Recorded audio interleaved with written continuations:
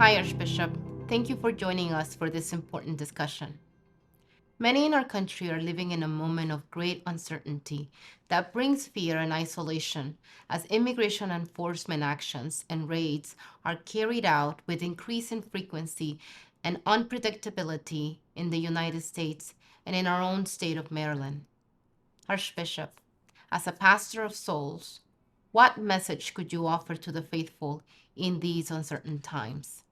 This is a very difficult time for so many families and communities, individuals who live with the daily anxiety of immigration enforcement. What we're seeing is not simply a policy issue, it's a pastoral issue. People are afraid to go to work. They're afraid to take their children to school or even to go to church. The church understands that the government has the responsibility to enforce laws, but that enforcement must respect human dignity.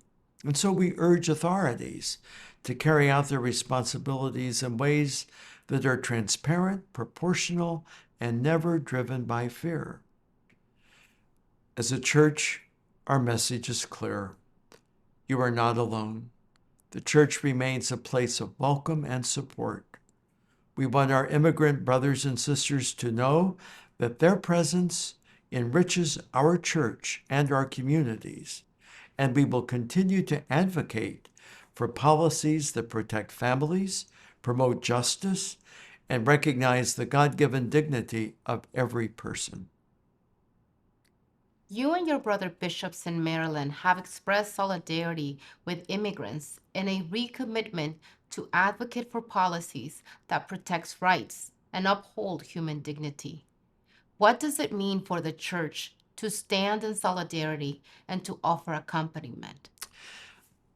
Standing in solidarity means, first of all, being present, not just in word, but in action. It means listening to people's stories, understanding their needs, and offering real support. Solidarity is not abstract. It's about walking with our immigrant brothers and sisters in very concrete ways. Now, many parishes are already doing this through food and housing assistance, legal clinics, and community-based building efforts. Others are asking how they can do more. The Maryland Catholic Conference and Catholic Charities offer programs and toolkits that can help our parishes accompany immigrant families with compassion and practical support. And so we urge Catholics to stay informed, to advocate for just and compassionate immigration policies. Public engagement is part of our responsibility as a people of faith.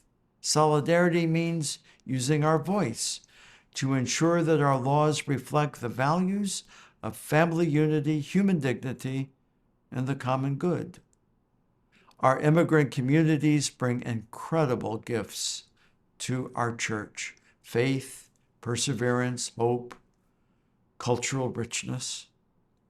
We're not just offering help, we're receiving something deeply valuable from them in return. We must turn in moments like these to the gospel to find strength and comfort. What does Jesus Christ offer that can light the way? The gospel assures us that God is close to the brokenhearted and that we are never abandoned in our struggles. Jesus himself experienced displacement and rejection.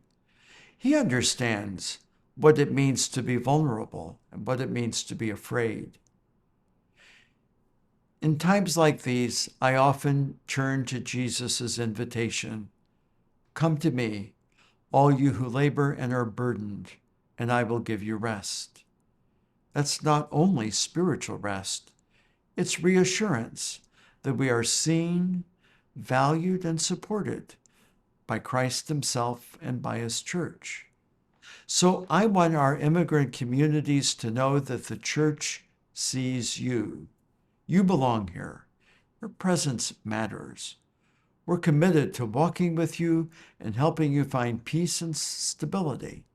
Finally, I would urge every person to pray for those in our communities who live in fear. And let's commit ourselves to work together to ensure that our archdiocese, our parishes, and all our ministries remain places of welcome, trust, and hope.